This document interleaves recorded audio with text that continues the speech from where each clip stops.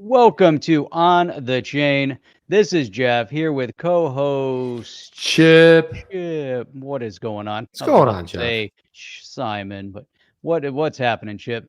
So, man, Not I'll tell much, you Kev. what. Tell you what. Tell me what. Gary Daddy G has been targeting the memes. He's targeting the retail investors. We know he's targeting Ripple. We know he's targeted the XRP investors. And this just keeps going on and on and on, keeps getting better and better. Feel like he's there with a big shovel and he's just kind of digging himself into a hole. There are some updates on the SEC v. Ripple lawsuit. There's a number of other great things to talk about, including something that's happening over in India as we speak that could be very positive for cryptocurrency. You're talking about a population of like 1.3 billion people getting ready to engage fully in the crypto space. So we'll talk about that as well. So if you're ready to kick this thing off, I'm ready. Let's do it. let's go. Welcome to On the Chain.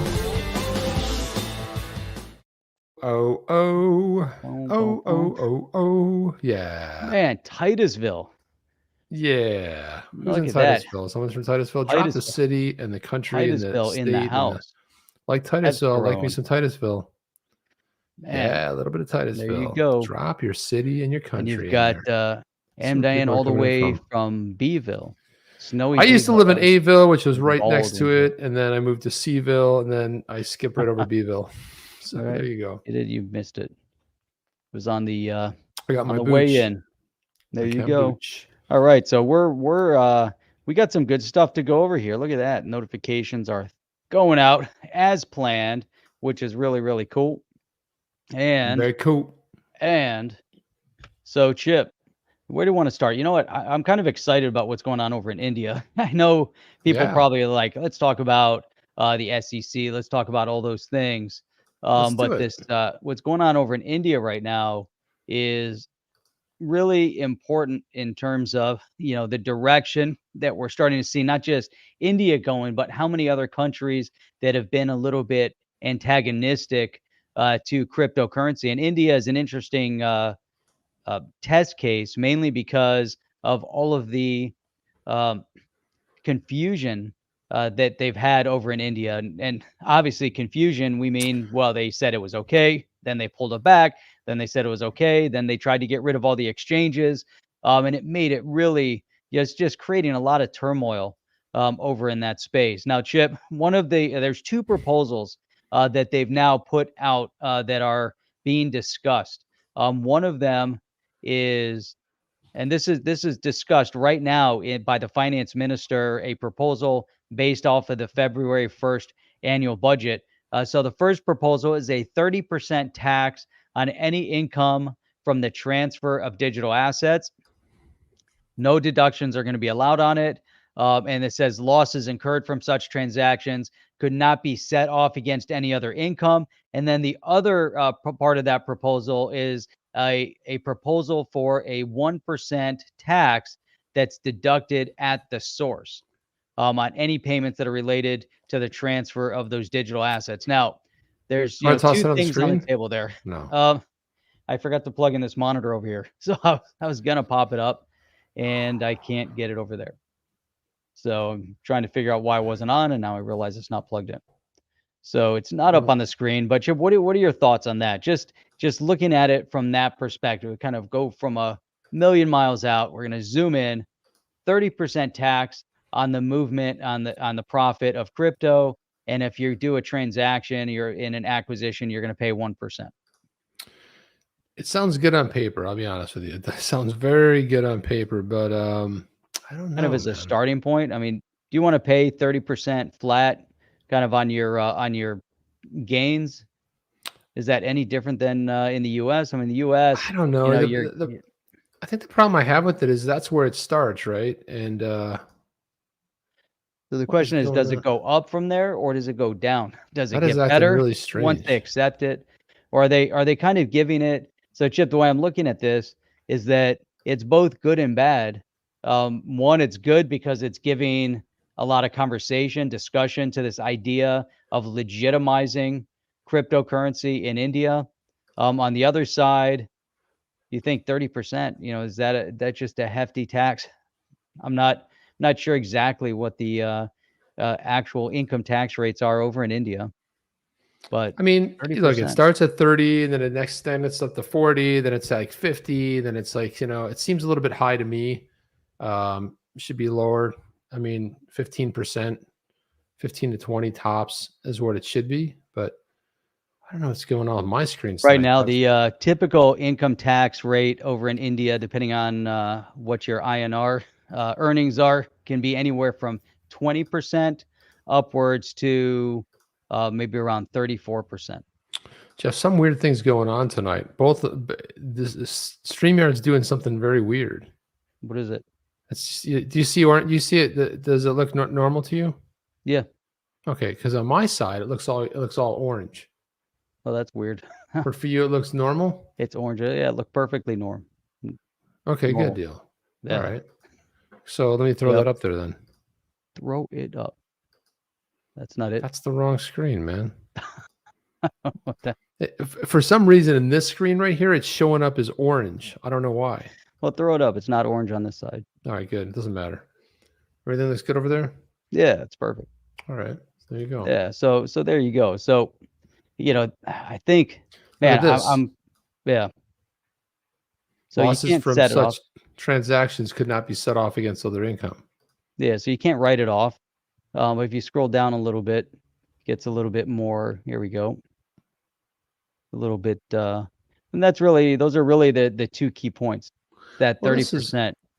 This is a far cry from how it used to be, which was 1 week they were banning it. The next week they were considering it again. The next week they were banning it. And this went on for almost 2.5, 3 years. So it is good to see, I would imagine, right? I mean, to some extent. I mean, yeah. I mean, if they can legitimize it, then it makes it something that BZ wants to know has some movement. What did I miss? Who are we bashing? Gary the Human Possum, President Potato, casino owner Warren. Oh, that's great. Okay, yeah, well, I mean, we started over in India. We started serious.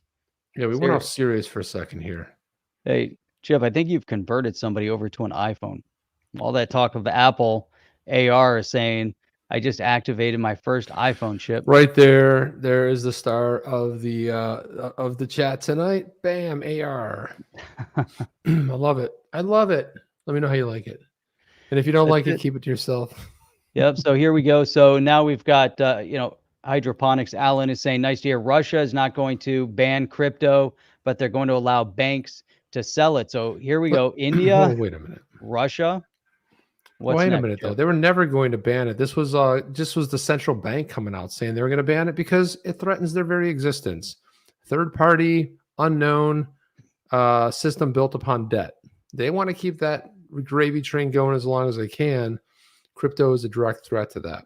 And if you hear anybody else complaining about it, you pretty much know the reason why. That's it. Exactly. So there's that. That's an interesting, place to start. It is, but I mean, you know what? I will give them this. At least they did something. At least they have a plan. Hey, it's going to be 30%, and then the 1%. What was the 1% deal? What was that? That's on tax. There, tax. Right? If you're gonna, you can scroll down a little bit. There 1% tax deducted at source, or TDS on payments related to the transfer of digital assets. Yeah, I don't know about that. So it's like you buy it at an exchange, you transfer it from the exchange, and then you pay like a 1% tax. Now the question is, if you're probably not going to get that 1% when you move it wallet to wallet, but there's also a 1% then if you spend it. So there's a specific. So if you're selling goods in the market and I'm buying said goods and I'm using crypto, then I'm going to end up there's an extra 1% tax deducted at the source when I transfer that to you for that purchase. Now yeah, you that get should the be transfer of it. You're not getting a gain off it because it's saying any income from the transfer of that digital asset. So that's another question. So if you're transferring and you're gaining income, does that mean when you earned income, you're getting taxed on whatever that earned income is, or is it based off of the increase in the valuation of the crypto? Yeah, it's the proposed tax on digital assets provided clarity to the industry on the government's thinking, but noted the steep rate would likely deter some users who saw virtual currency as a quick get rich quick scheme. Quick rich scheme. Quick rich. Quick rich. So Get rich quick. I get rich quick scheme, and I don't think some people think that, and then they lose their pants, everything. They lose everything on that. But again, it's a very different type of thing. The digital rupee will give a big boost to the digital economy. This is where the digital fiat is going to be a major, major disaster. I'm predicting it. I've been predicting it for a long time. Everyone's like, CBDCs are fantastic. Listen, when a central bank who has as much power as they can possibly get and use and throw around has access to now programmable digital assets, forget about it. And when the government works in conjunction with that said central bank, everything, it's say, oh, wait a minute, you're overweight. You shouldn't be buying ho-hos or yahoos or whatever. You can't buy that anymore. Sorry. If your digital rupee won't work with that. Or, there's a certain part of town that has an uprising against the government or a complaint. And guess what? Your digital rupee does not pay any of the vendors in that part of town. See where this is going, Jeff? That's where it's headed. So to be able to, and how do you know that? Well, because Fed Chair Powell came out and said in the same sentence, we're thinking really hard about CBDCs, but privacy is the most important concern, which tells everybody that that's the least concern. But that's what that's what top of our mind is. That's what our concern is. So let's let the rubes, let's let the what do you want to call it? That's the lower class citizens. We don't want them to revolt. We don't want them getting in trucks. We don't want them driving those said trucks to the parliament or the center of town square. Right. That's it. That's what's going to happen. It's exactly where it's going to end up. Look at this right here. XRP panic study. I used an old iPhone I had as a fire starter to get the fireplace going. All right. Well, that's tragic. What are you going to do? The point where Kevin McCarthy called out the Dems saying the American Compete Act gives all power to China and American money to China. And, actually there's some really good segments. It's 2,900 pages long. So to dig through all of it, you're going to have to sift through it with a fine-tooth comb to really find out exactly what's going on in it. We've heard that one before. You got to vote on it to find out what's in it. And you know what? In this scenario, there are some parts of it that are actually allowing more people into the country. And so there's other elements of this American Compete Act. And I think, that's a good point. There are definitely some concerns over there. Chip and Jeff won't talk about Kevin McCarthy. Nope. We just did. We won't. We just did. I'll tell you why I won't talk about him, but I think we already know. I think Doug already knows why. So, but anyway, yeah, it's topical, and it's if it's a good comment, it's a good comment. What are you going to do? That's right. But yeah, your spidey senses are absolutely right on that. MasterCard has carbon credits. Yeah, has a carbon credit card. Yeah, they do. And you know how that works, Jeff? If you exceed the limit that you set for yourself of carbon, how it affects the carbon, let's just call it tax, then it ceases to work. Oh, is that what it is? Yeah, it's for people who it's a credit card for people who feel guilty and really bought into this whole carbon stuff. They don't really understand that carbon credits are taxes. Because you say like, hey, you got to pay your taxes. Be like, I don't want to pay taxes. Well, that's what a carbon credit is. Oh, I thought I was saving the universe. You see how that works, Jeff? Yes. Oh, nice. Yeah. Hydroponics is saying Visa, MasterCard a month or two ago said they could run any card on the planet using cryptocurrencies. Well, good for them. And they're both getting actively involved in it too. So, hey, you know what? That's how it goes. Look at this right here. So Tom Emmer puts out some fun stuff here. This is he's always spot on here. So look at this. Well, let me open up this tweet here, and then we will get into this one here. Hang on a second. Let's do this. So here's the tweet right here. Still waiting, Gary Gensler. Gary Gensler, I'm still waiting in your response. So he keeps retweeting the same tweet. Gary Gensler, I'm still waiting in your response to our November 3rd letter asking you to make sense of why Bitcoin future ETFs are allowed to trade, but not Bitcoin spot ETFs. This is really interesting. A future to a spot ETF. There's more risk, in my opinion, in the futures than there are in the spot. But you want to know why? Do you want to know why? Because I don't think his buddies were involved in that spot ETF. I mean, look at JV says Gary halfway answered all of Senator Toomey's questions, and it took him 3 months. What makes you think he's going to answer you? He might not even respond to you. Gary shows he has very little respect for to you all directories. It's true. It's a good point. So then what did, James. So this is what. So then when he said still waiting, and he did the old Bueller.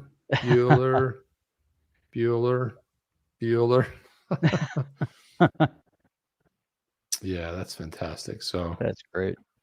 That's it. That's he's been waiting a long time. You know, and the funny thing is, I think we already know why would Gary answer that tweet when he's off making office hours? Office hours are solid. Yeah, you don't need to retweet or do anything. You make those really cool office hours talking about 8% interest earned in the bank. So you can't beat that. I love your. I forgot this comment. JV says, Tom, I don't think Gary Bear answers to you or anyone in Congress. You just have a better chance of answering to JP Morgan, Goldman Sachs, ETH Foundation, etc. Ooh, wicked. Burned by JV the Great. Damn. That's man. That left a mark, that one right there. That was beautifully done. Beautifully said. Beautiful, Jeff. Very, very cool. Very cool. Hey, did you see that, talking about the movement and stuff? Now, I saw an article, and then I went and I pulled up the original article on Lebanon. And we've talked a lot about Lebanon here, Chip. Kind of move through, these different topics. But over in Lebanon, this is kind of another good example of what can happen when you look at things that are happening in the bank. Now, if it's not your money, it's not your fiat. You don't have access to your bank account. You don't have it's not really your money once it's in that bank. And that's really true for what's going on over in Lebanon right now, Chip. And they're doing a 93% currency slide, and they want to turn a bulk of the FX deposits. So people that are holding foreign currency deposits in accounts, they're going to convert them over to the Lebanese pound. And now part of that, here, I mean, it's a massive, massive amount of money that people are losing. But you're talking about a 93% devaluation in the pound, and then they're taking money. And so it's saying here that it could wipe out around 75% off of certain deposits there. So it's kind of crazy what's going to happen. And this is another example. And the other article that I was reading was kind of an example as to why the cryptocurrency, and in their case, they reference Bitcoin, but why it's, it just seems like the right direction to move in. And you want to store the value of your currency, the value of your money, whatever, and take it out of a currency. 93% devaluation. It makes the case for what El Salvador is doing even more. Absolutely. And where's the IMF? Why aren't they outspoken about what's going on over in Lebanon, that they're about to destroy people by moves like that? Again, highlighting this idea, this notion, cryptocurrency seems to be a lot safer than other countries. Good reason. What are your thoughts on that? Yeah, I echo the sentiment. I mean, it's if you really want to break it down, it's kind of this same thing we've been hearing. Decentralization really equals freedom. It is freedom, and it's on every level. Do you want a central bank digital currency, coin, whatever, it's CBDC? It's centralized. Why does anybody want it? It's not in anyone's best interest. And when you're talking about Lebanon, you're talking about any one of these countries, it's kind of like when you say to the populace, you can't do this. It makes people want to do it more. I mean, you bring it down to a kid, you say, hey, don't go over there and, mess with that dog. And then they go over and start messing with the dog. I told you not to do that. It's like tempting people, right? It's almost like you want them to go do that whatever that thing is. And I just think more and more as it goes is everything has to become decentralized. And I think it ultimately, what is happening in El Salvador is Bukele's basically telling the big bad wolf, the country that's supposed to, or the organization that will bail them out to a limited extent, just give them enough money so they can become more indebted to the IMF and more indebted to the World Bank. Because remember, the World Bank, Bukele reached out to the World Bank and said, I'd like you to help us with this currency. They're like, oh, can't do it. Can't do it, And of course they can't do it, Jeff, because it threatens their very existence. IMF, same thing. Exactly. So here's a notion that's been floated here in this country, floated by the IMF, floated by other governments around the world, other non-government organizations around the world, Chip. I'm going to throw this up here, and I'd love to get your feedback on this one. So this is, I know your image just disappeared, but universal basic income, UBI, and somehow crypto has been tied into this notion of UBI. Yeah, the whole idea of UBI is a bad thing, Jeff. It's evil to its core. This whole and the people floating it, it's the age-old question of it's I mean, where do you start? I'm trying to think of a way to sort of break this down, but Margaret Thatcher said it best. Like socialism is great until you run out of other people's money. Problem is, if nobody's working and the government doesn't create anything, governments don't create anything. Governments take, they control, they run up value, they run up prices. They have nothing at all to do with making. They don't make anything. They don't bring any money in if they're not taxing somebody. So at some point, that's the question, Chip. Where does the UBI come from? Well, it comes from the people that are working, right? And so you run out of people that are working and are making money. And I say working, but I'm talking about hustlers that are out there on the street. When I say you can be behind your computer, you can be day trading, you can be doing whatever you're doing, selling anything to generate some kind of value and an income. And now you're going to give that away to other people. One of the greatest things I ever, probably little stories, humorous stories that outlined this whole thing was when you had a student who was in a class and the teacher said to the student, look, you have an A. I'll tell you what, little Johnny or Sarah over there, they didn't do so well. They got a D. And I'll tell you what, I'll take some of your grade and I will we'll bring theirs up to a C or a B, and then we'll knock you down to a B or C. That way it'll be more fair. And this is the whole thing where the kid gets it on a direct level. Like, wait, I studied, I did the assignment, I did all the work, I put the effort in, and now it's going to be given away because of, in the interest of fairness, Jeff. And that's one of the words that I love or hate to see is the word about fair. And, life's not fair. There's winners and there's losers. And the winners and, who chooses the winners and losers? The market does. When governments and companies and other people start choosing winners or losers, that's bad for everybody. That's my rant for tonight, Jeff. I just thought I'd go on a little merry rant tonight. It's a good rant. And here's a spin, because somehow they're tying cryptocurrency into UBI. I think there's maybe even some confusion of UBI versus maybe passive income. If you decide that you're able to invest and you want to put the risk in and you figure out the mechanism to derive your passive income, now you're generating passive income for yourself. UBI is taking, like you said, money that was earned by other people and then distributing it to you with this confused notion that somehow it's passive income. Now, here's the question. If you look at a place like in Miami, with Mayor Suarez, and they're creating, the crypto and the blockchain, and they're doing all these interesting things and being able to stake the currency, and they think they can generate X amount of money for the city through their cryptocurrency that they can then put back into the betterment of the city, which would then have a direct impact on people's property taxes, maybe coming down. Maybe your property taxes become zero. right? So let's say your property taxes get to a point where it's zero, and let's say now there's a surplus of money coming into the city. At that point, do you then take that surplus that's being generated not by other people's efforts? You're not taking away from taxation. You've decreased people's tax.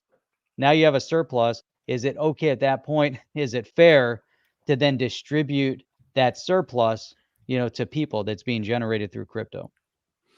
I think there's a lot more that goes into figuring out how that works. But I mean, I don't know if you want the whole That's a idea of big topic. lessening it's a tough topic there. If you lessen the burden of your citizens by paying less tax, then really that money is already accounted for. I get what you're saying, Jeff. I don't know. That's a whole other thing to debate with. But I did want to say, so Legendary said UBI is UB slaves. And there's a couple good ones I'd like to run down here. Now here's another one. If you were in this environment, right, and there was a surplus of steaks, right? If I was to offer you, let's say, a good filet at Burns Steakhouse, right? And it was like a surplus. I said, there's your steak. How would you like your steak cooked? I'm going to go with medium. I'm going to go with medium, Jeff. Medium. I'm going to go with medium. Why not? What's up, Mr. P? Oh, hey, Mr. P. Geez, weird how he came in. We're talking about steak again. Every time it's just when he floated in. It's like, I knew that was my cue. Look at that. Central banks run the governments. Let's see what else we have here. There was another one. What kills central bank silver? Silver XR. There was another one in there, but you know how you can never find it when you're looking for it, Jeff. That's right. Oh, yeah, here's one right there. You guys are always talking about steak. Look at this right there. Yeah, but what have the Romans ever done for us? Well, they did build the aqueducts. That's Steve Willits. That's good for that. Yeah. And sanitation and some other modern things that. What have they ever done for us? Or a pretty good idea. Look at this right here. This is what I love about the whole space. NFTs. I had $10 in my bank account. This 36-year-old went from living paycheck to paycheck to making over $109,000 selling NFTs. And I love success stories like this. This is Brittany Pierre. She made over $109,000. I mean, that's incredible, right? So that's amazing. In 2021, Brittany Pierre made over $109,000. She was selling non-fungible or NFTs of her photography and flipping other NFTs she bought for a profit. But before that, she was struggling to pay rent in her Chicago apartment or afford groceries and bus fares, she tells CNBC. Her financial situation was very touch and go. Pierre, 36, says she lived paycheck to paycheck, and she was getting very depressed. In March, she learned about NFTs. Her friend and fellow artist, Elise Swopes, had just sold an NFT of her work for over $17,600, inspiring Pierre to try to do the same. In addition to asking Swopes for guidance, I dove straight in, just doing a YouTube and a Google deep dive for a couple of days. And Jeff, that's one of the best places you can learn is YouTube, right? Hey, I've got to go fix something in my car. YouTube it. I know how to do it. Hey, and by the way, Jeff, this is a little bit of a tangent, but I was having the roughest time with my garage door opener. And I came across this guy's video, and I really wanted to reach out, go visit him, and drop off a bottle of wine because it was driving me nuts. The remote outside wouldn't work. This is first world problems I'm dealing with, Jeff. The garage thing wouldn't work. And I was Googling all kinds of stuff. Finally, on a YouTube video pops up. He says, are you having a problem with your controller and you're figuring out what's wrong with it? You don't know what's wrong with it? Here's the problem. You have to use a regular light bulb and you change the bulbs and put a regular incandescent bulb in there and tell me if it works. I did it and I was like, oh my God. And some guy in the comments said, I've replaced the controller. I've replaced the motherboard. I almost bought a whole brand new thing. And the whole thing is the frequency of these new bulbs. Light. These new, these, and that's it. So I'm just saying for your garage, if you ever need to know that. And then you turn to YouTube and YouTube tells you exactly how to do it. It was a 2-minute video. And man, I'm telling you, I was so happy the guy, and I don't even know who the guy is. I subbed to his channel. I said, that deserves a sub. And he does put out some other stuff as well. But I was like, holy cow. A month later, Pierre started to sell her first NFT. She was soon selling pieces for a few hundred each, more than her physical art earned her. And it was real hard to do $50 photo shoots, trying to peddle $30 prints. I'd have bookings here and there, but it wasn't sustainable. The first couple of $200, $300 NFT sales was a lot for me. That's exactly what I needed to pay rent. And that's one of the photos she took right there. Sweet. As she made more money, Pierre was able to pay her bills, live more comfortably, but also donated to organizations, invested in other artists' NFTs, and then she flipped a couple for return. Last year's was the first year I could live completely abundantly, more with my heart than I ever had been able to. She says, I've never had a job over $15 an hour, and last year I was able to make over 100 grand. That's amazing. So it has a whole story here. We don't have to get into the whole thing, but I think it's really interesting. Okay. I'll just say it's really interesting to know is that here's somebody who, this is called Crown. This is also by Brittany Pierre. It's a photo of Ali Michelle. It's part of her collection, her Black Beauty series. But I'm like, look, she's actually a pretty talented photographer that wouldn't have gotten noticed had it not been for her, coming up with these NFTs. But of course, Swopes, who's another really phenomenal artist, sells her stuff for a lot, really kind of guided her. And this is what it is. You help somebody get what they want, and ultimately you get what you want, and paying it forward is always a great thing. She just said she found another day job, but then she decided to quit and pursue NFTs full time. How it's going, it's been life-changing. She splurges every once in a while on Nikes. Additionally, Pierre has been saving to buy a Tesla and a place of her own. Look at that. That's a phenomenal photograph right there.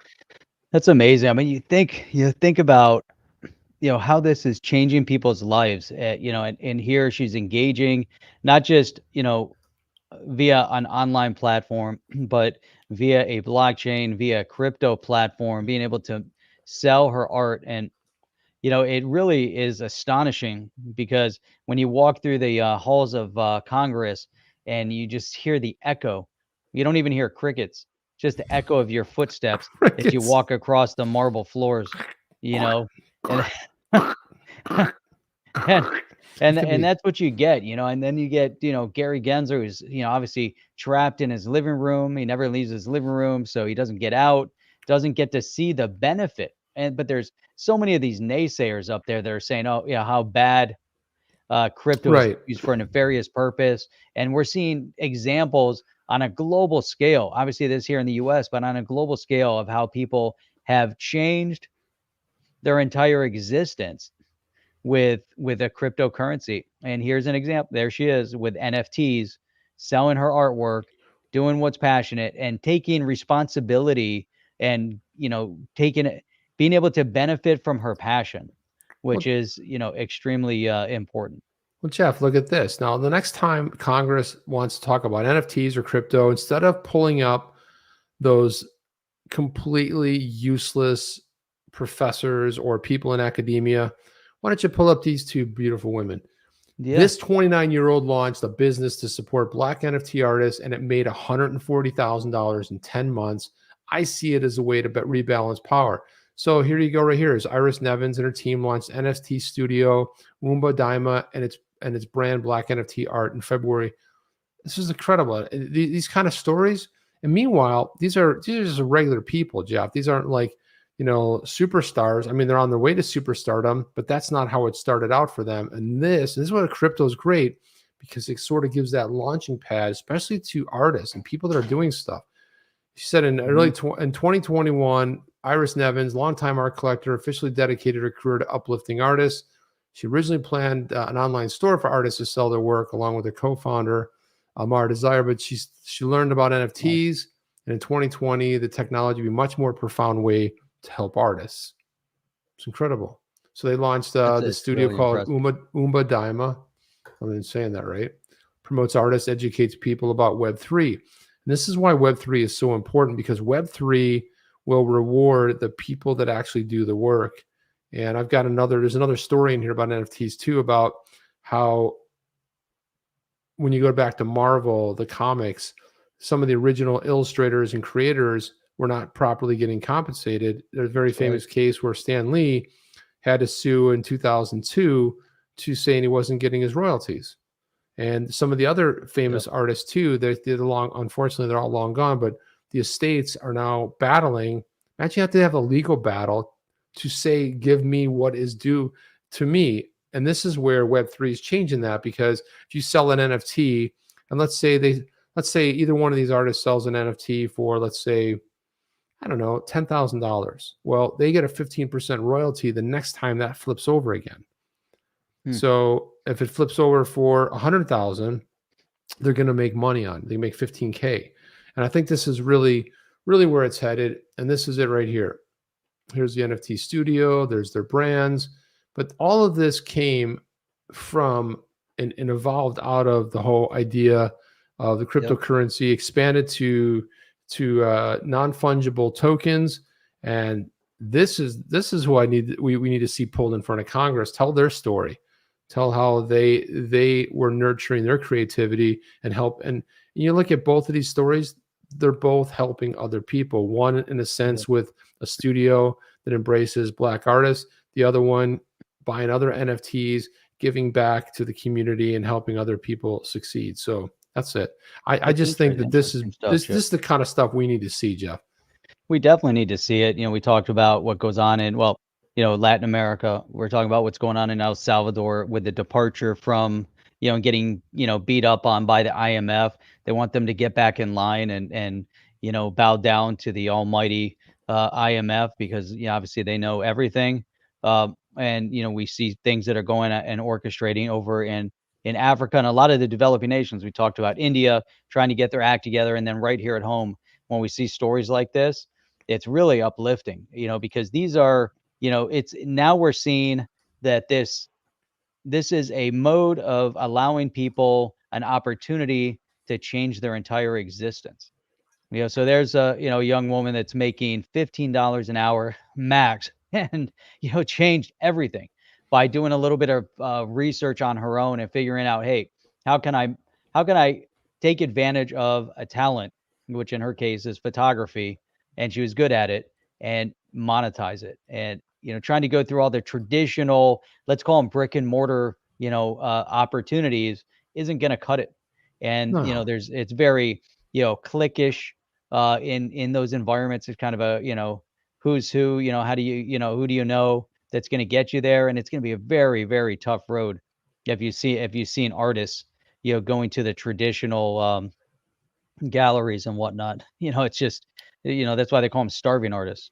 Sir and in this case, you can get in front of them. Sir John. A little late, man. John. A little late, but we'll give you Jean. And you know who else walked in here was Doc's Gambling not that long ago.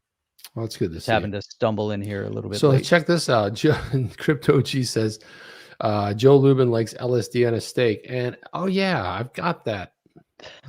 We see it's right in line with this, but I wanted to show this here, Jeff. Came in here too.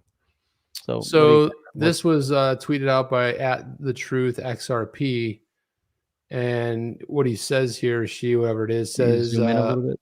Yeah, I'm gonna show the video in a second. Seems that little piece of paper, Lubin, or the SEC clarity in Lubin's pocket was a strip of LSD. So I saw this tweet today, and then this is Lubin, and another video that I don't know that I've seen this one yet, but let's listen in. Tell me if you can hear the audio, Jeff, or can't hear it. We were going to token launch it the Tuesday after the event, and some of us realized that we didn't have a secure cold storage hot wallet system, and we didn't really have a website where we're just going to publish an address, and all these people were dropping by the house. It was like 20 or 30 people there at a time, and about 10 people were actually staying there, and they were Bitcoin nouveau riche, and they were going to drop lots of money on the Ethereum project, lots of Bitcoin on the Ethereum project, and everybody knew that Bitcoin was going to go straight to $10,000 a few weeks or months later. And so which islands were we going to buy, and what were we going to do with these hundreds of millions of dollars that people were going to drop on us? So we took a little time to explore those issues, and also the main issue, which we realized was, would we be selling unregistered securities to Americans? And so we took a little pause. It was a 7-month pause. I drove lots of the legal work. We got a piece of paper in our pocket before we actually launched the token sale. And somewhere between that January 2014 and the launch of the token sale about 8 months later, we established here. We established here because we were very concerned about what Americans were thinking about this technology. There here, were they in the Bahamas? So the cryptocurrency space is actually a few decades old.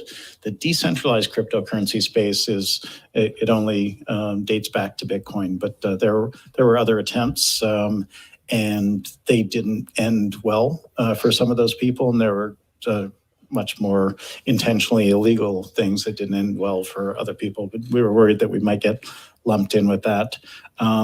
So we're not enthused about establishing in the United. I heard his Canadian accent. About. He's either from northern Minnesota or he's out and about and about.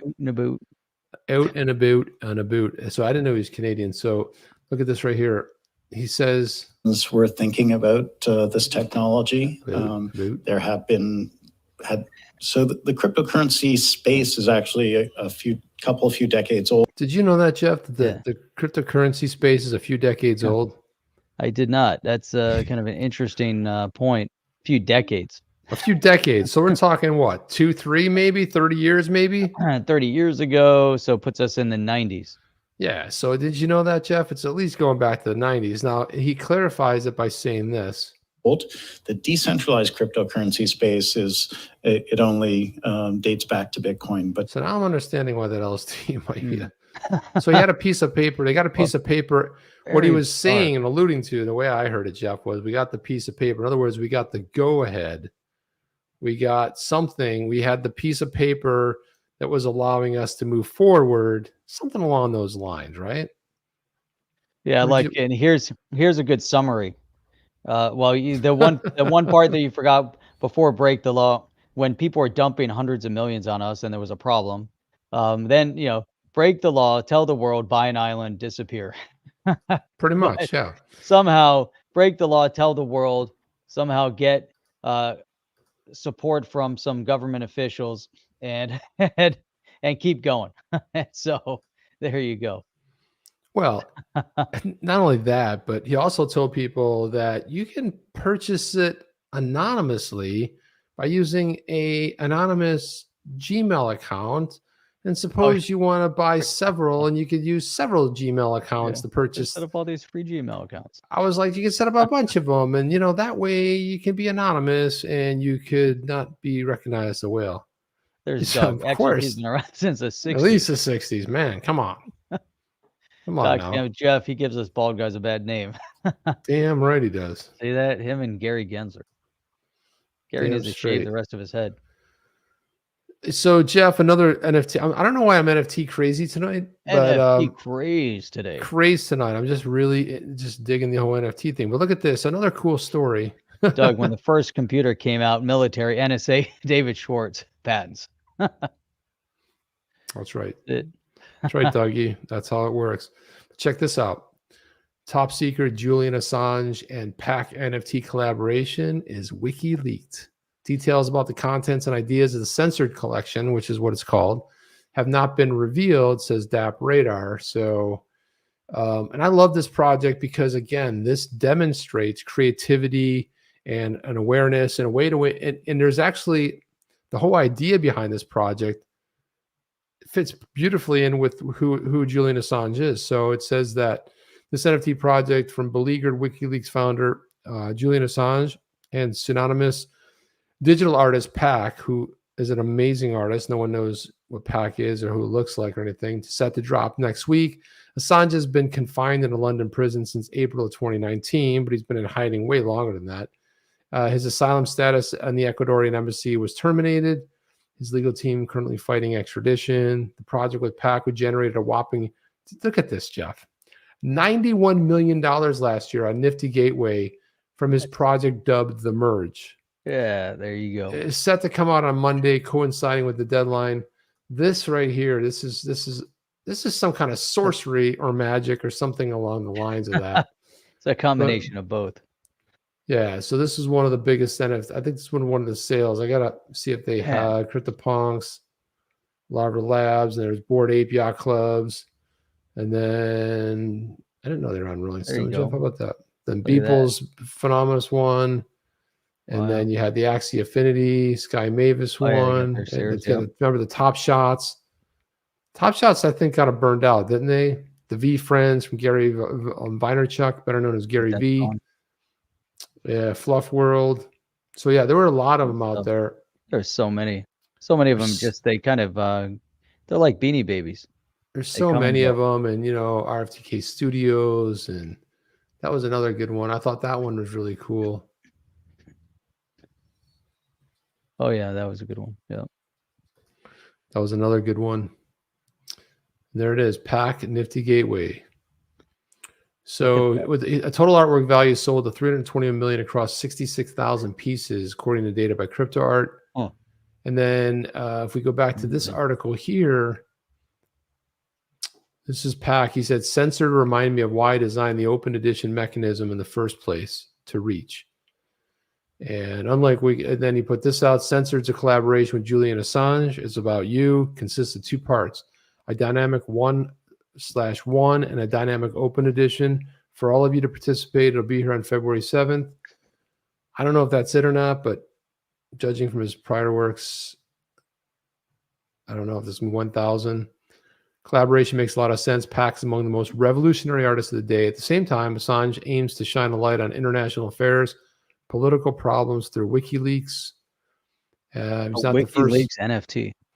He's not the first controversial figure to flock to NFTs or shine a light on the cause. Cointelegraph reported in December that Ross Ulbricht, the founder of the dark web marketplace Silk Road, generated $6.2 million via the auction of his first NFT. Unreal. I mean, and it's like basically he's in prison. So I mean, and the funny part about that whole thing is, why is Ulbricht sitting in prison while some of the other people are not? This is the part that I don't understand, Jeff. Nothing makes sense. There it is. Nothing makes sense. We're in backwards world. There it is right there. And, you look at Jed McCaleb, and he was the only one that skated free from that. He skated free from, he was a original founder, was gifted. XRP2 was dumping it on the market like crazy. Not a word.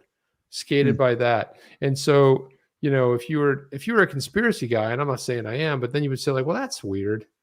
How many times you have to get to putting stuff together in a coincidence that starts looking weird? It's like, how did he escape those two of the biggest things we've known in and around crypto? Obviously, the collapse of Silk Road, that was a biggie, and he skated free while everybody else went to jail. Yeah, it's amazing. Weird, right? Unreal. That is weird. Hey, so Chip, did you see that tweet from James Filan? Yeah, it's in there. It's in the keep. Is it in the keep or no? Top. Yeah, it's right at the top.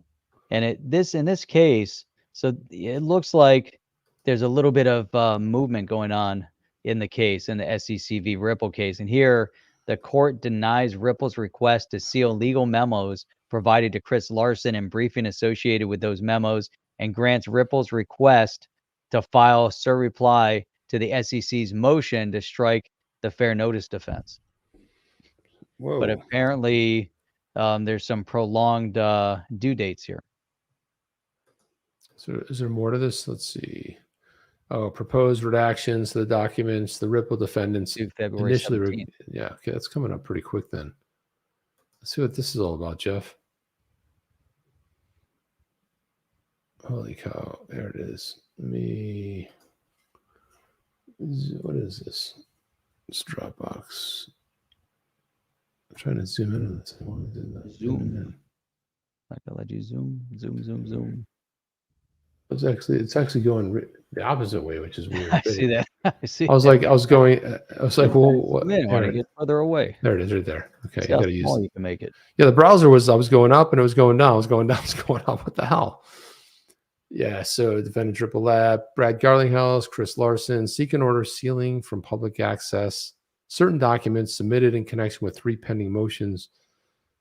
First one being Larsen's motion to dismiss the amended complaint, ECF number 105. Garlinghouse's motion to dismiss the amended complaint, ECF number 110. And then 3, the SEC's motion to strike Ripple's 4th affirmative defense, which is ECF number 128. C. Larson, Sealing, MOT1, ECF, blah, blah, blah, blah, blah. Sealing, the common law of public access to judicial documents firmly rooted in our nation's history. Lukasic versus Pyramid Company of Onondaga, presumption of access is based on the need for federal courts to have a measure of accountability and for the public to have confidence in the administration of justice. This is the part where I go, Super interesting. Laugh. Document is not the pen, la la la. This is just so much legalese. Legal memorandum, legal brief, blah, blah, do. Okay, well, that was fun. But I thought the Pyramid Company of Onondaga, so that's in Onondaga County, Onondaga is in upstate New York, in Syracuse. But I thought Pyramid Management Group. So that's Robert Conjol. They're huge developers up in that area. So that's interesting. They have a massive mall that they had built up there. They have the flagship mall is Destiny USA, which is in Syracuse, in upstate New York, and it's a pretty big mall up there. So it's an interesting case to reference. There you have it, Jeff. So there was another comment. If you click on the more from Fred Rispoli, and he was saying, wow, to refresh memories, Ripple filed the SIR reply request June 7th of 2021. So you got a little bit of time here. Request included proposed SIR reply, so already written, speculating. That's what this Fred Rispoli is saying. Speculating. This tells me Jay Torres, the judge, is finally getting ready to rule on the fair notice issue, but likely won't happen until mid or late March. That's what Fred Rispoli is saying in his response. And I don't know. He's also a litigator fighting against corrupt businesses, organizations, and individual. First Lieutenant, XRP Army. I'm going to have to give Fred Rispoli a follow. Yep. Let me just see if I can get up. There you go. Give him a follow there. And a like. Ding. And a like for sure, man. And a retweet. Let's do it all. It's the trifecta. There we go. You got double. XR Beavis says seems 50-50. And of course, JV. JV's on every post that we pull up. Every single one. JV is crushing it with the tweets. Every single one. He tagged Frank Chow in there. I don't know who Frank Chow is, but okay. Got it, traveling through Texas. Won't be on until later. Safe travels, my guy. And there you go. So interesting. Interesting, Jeff. There's a lot of interesting stuff going on. Yeah, there's always things that are just like, just never know. You got to look, read, figure it out, see what's happening. Jeff, what do you think about this? Really cool stuff. We're just on an NFT tear today, but look at this. You have singing icon John Legend set to launch his own music NFT platform. His own platform.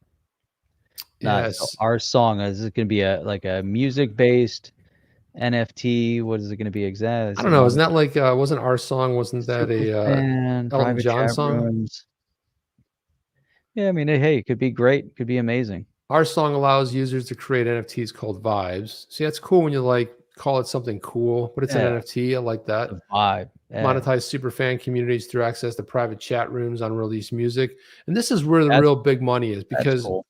When bands go on tour, they need support, right? They need some sponsor, because it's super expensive to load those trucks up, have an entire staff, go from city to city. They build these monster structures, and one day, the next day they take them down. They got to be in another city in 2 or 3 days, and it just costs. And you wonder why you pay. Well, why am I paying $45 for a T-shirt? Because that's the way the artist makes money. And what John Legend's creating here is a platform that will differ from other platforms in the fact that it doesn't require users to have external crypto wallets. Digital fan cards can be purchased on OurSong. They're stored in the app itself. So it doesn't have an external crypto. Okay, so they'll have their own. So the app will be wallet. Right. And I think what he's trying to do there, Jeff, is eliminate the friction points there. Just say like, hey, it's built into the app, so you don't have, when you have it, it's in the app. It's based on privileges of their card. That's kind of problematic though, because you leave it on the app. I guess saying you don't have to, meaning that you can have said it doesn't require, but hopefully you can use your own, like if you want to use your MetaMask or you want to use your Phantom, whatever platform he's going to build it on. But I guess it's ERC20. I like the idea of simplifying it because most people, as we know, Chip, using MetaMask is not a fun experience. No, I think I think it's a really smart idea. Call it a vibe. Hey, you create a vibe. There's different things going on. The whole people don't need to know it's an ERC20 token because that makes me want to run. Okay, because I wonder how they're going to deal unless they're using like something like Polygon on the back end where they're not dealing with the big gas fees. He's going to serve as a chief impact officer, expected to use the platform to attract new fans and artists. He's joined. Hit that right on gas fees. Right, joined by Chris Lin, runs Taipei-based digital music service. Notice, Chip, they all run to the ERC20. ERC20 is like a household name already. It's easy to spin up, but I think that's all going to change in the future.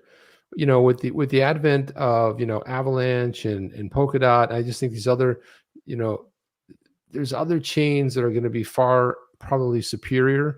This is 1.0. This, Ethereum is the first mover advantage here. The artists and other founding members decline to provide financial details in the products, but I think it's a really exciting project, and it'd be great to see artists being rewarded for their efforts. And what they don't talk about here is that if it's truly like a Web3, will there be an ongoing royalty where they take 8 or 10% of ongoing sales or anytime something's flipped? Because I always thought it'd be great. Back in the day, you would hear a lot of like bootleg concerts, and it was great because you couldn't get to the concert, but you wanted to hear that set list of your favorite band, and it was a really fun experience. And so people would put out a bootleg. They became bootleg CDs. I still have a couple bootleg CDs of artists that I really like. That it's just a one-off. It was recorded. It doesn't exist anywhere else. So you might hear a different version of a song. Yeah. Now they can do that. They can do different versions or remix one of their songs with 10 different artists, and they can release them as create vibes out of them and let people. And what's different about this is that having a fan card is you can have multiple people. You can have 1,000 people go listen to that and have access to it and play it anytime they want. And now 1,000 people paid something for it, right? There's a value that gets back to the artist. So I think I like it. I think it's going to be successful. I think it's a really genius idea as well to follow and see how it goes. Come on. What's that? So I said, plus it's John Legend. John Legend. He's got how many Grammys does he have? He's got a ton of Grammys. Yeah. But there's so much going on. I like, looking at Rye Guy, and I wish somebody, really needs to address someone over there that knows how to develop or undevelop. I don't know. But Rye Guy says, oh man, MetaMask still have money on there. It's going to cost more in gas fees than it's just leaving it. That's my problem. I've got Etho. I've got all sorts of little things over there and can't get it off. Can't move it. And you're stuck, trying to play around. You're screwed.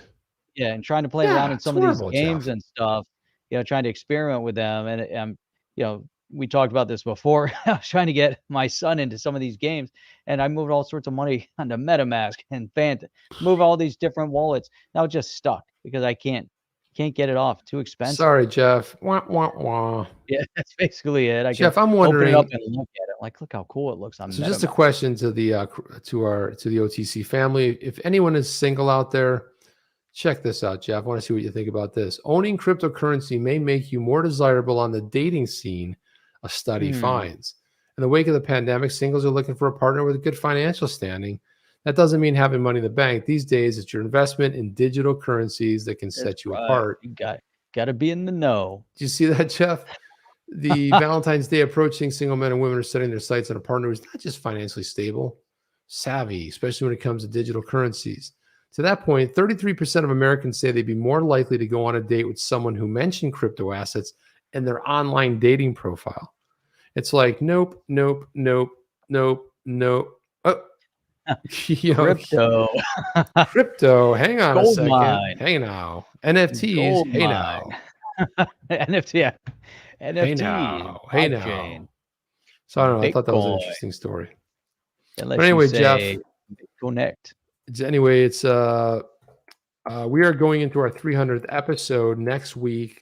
It's I think it's middle of next week, maybe, or end of next week. It's going to be our 300th podcast, not video. Audio audio only. Yeah, audio only that exists out there. And how you can find that is you can go right over here to onthechain.io.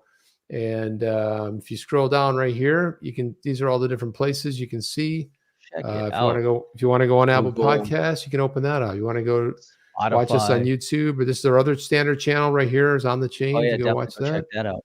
Go over there. Go over to the other channel. Go over there. Go to onthechain.io. Check out the other channel. Check out these short videos and these cool thumbnails. Yeah, I want everyone to click that link right there and subscribe. If you're not subscribed already, please, pretty please. And it's growing. It is growing. We're looking to break 8,000 soon, which is nice on that. And again, what that is are excerpts from this channel. Our producer, Hans Loaded, you know him well, will cut one of the videos, and Jeff is the mastermind behind all the thumbnails that you see here. Yeah. Look at this one here. Hey, Chip, yesterday, Sophie was saying that our chat was weird. And today she's saying that we make her laugh and cry. Okay, good. I think we redeemed ourselves. I was a little worried about that comment yesterday, Sophie. She's like, this is weird. It was all caps. Good night, guys. I was like, what? The show is weird. It happens. 6 days a week. It's weird 6 days a week. But guys, look at the views. We got to do a better job of this as a community. Oh, we definitely need to. 154, 300, 360, 670, not bad. 430, right? It's 380. I mean, we should be at least over breaking 1,000, but we'll get there together, guys. We will get there. Trying to make together. It happen. And then you can see here if you want 1,000 per video. If you want to watch on Apple Podcasts, here's all of it. All of these shows end up somewhere as an audio only podcast. Spotify, Stitcher, Google Podcasts, Apple, wherever you are. And there's a lot more than that, Spotify as well. And we love Spotify. We're not changing. We're not going to cancel ourselves, none of that stuff. You can see the most recent shows right here. Yeah, you can join our OTC family. If they do anything to Joe Rogan, then maybe. Then maybe we might think about it. We're still not going to cancel ourselves. Hell no. If you own a security, it gives you ownership of a company. If Ripple goes away, XRP will continue trading. What a great statement. Who said that? What a Brad Garland. That's not other than Brad Garlinghouse. Jeff, who did you think that was? I know exactly who that was. You think that was somebody else? So one other thing that I wanted to show before we go here, but I want to scroll back down here. In the bottom right, a lot of people have been asking us. They leave things on videos. They reach out to us. Hey, guys, you got a Patreon? We don't have a Patreon. We have something different. If you click subscribe right here, you can go in there and you can subscribe to $10 a month to support the channel. There's a bunch of things you can get. You can do an annual for $90. That's a 25% discount. And we've had a bunch of those. So thank you. Really appreciate you guys. I'll go here, show it a little bit, but you can subscribe. And again, it's always going to be free here. It's free on YouTube, both of our channels. You get it for free. But if you want to support and you feel it in your heart and you want to support, like a lot of times we get super chats. We super appreciate it because we do have, things to take care of in and around the, with the show, the podcast, software, that kind of stuff. But again, that's what I said. So you get access to all the articles we cover, quarterly meetup with. We're planning that quarterly meetup. Planning that now, and you get 20% off on the chain merch. Be online, digital. We'll probably add more stuff right now, but again, just don't. Time is an issue. For Jeff and I, both busy, have families, have things were pretty busy during the day. Yeah, but that's it. What else, Jeff? That's it. And the most important thing, Jeff, is when do we stream? I think if Sophie is right, we stream 6 days a week. Not sure when. 8 days a week. Oh, there we go. 6 days a week, Sunday through Thursday at 8 p.m. Eastern Standard Time, and every Saturday at 8 a.m. Eastern Standard Time. What I can't believe is that tonight is Thursday. And that's Thursday. I'll see you on Saturday morning doing your local rant. Yeah. Look at this. You guys will make it. It's an XRP based show in a way. So there's plenty of people who aren't into XRP like we are. That's a piece of reason. There's a couple people out there that all they talk about is XRP and they got 160,000 subs. So there you go. There's a couple other people that have over 100,000. There's several that have over 100,000. They only talk about XRP. That's amazing. It's out there. There's a lot going on here, but that's it. Tomorrow, they don't get political like we do, Jeff. People love it. But that's why we have the best and the brightest that gather in here. People aren't in here for the FOMO and the FUD. People are in here for the smart conversation and, contributing and posting the best and the smartest comments. And so that's what we like. We love those comments coming through, and we learn a lot just seeing what you guys are talking about, because that's another show. That's our show. People are watching us, people are talking in there, and we're reading that, and that's the show that keeps us going. Yeah, and our comments, we love our comments. Like Jeff and I will send each other comments. We're just blown away by the comments sometimes you guys leave on the videos and the stuff in the chat. So, but anyway, but that's it. So we've got Saturday morning. We'll check you guys out early, 8 a.m. Eastern Standard Time. Chip and I will be back on Sunday night with the blockchain backer. Blockchain backer. Sunday. I love when he does that. Sunday. I might have to have him say that a couple of times, Jeff, because I just love it. That he's got to do it. Now we're running way over. But Sunday night, tune in, bring a friend, bring two, 8 p.m. Eastern Standard Time with a blockchain backer. Only here, exclusively on the chain. Sunday. Hey guys, we'll see you on the next one. Chip and Jeff out. Are you down with OTC? Please like, subscribe, and click the bell to be notified when the next video drops.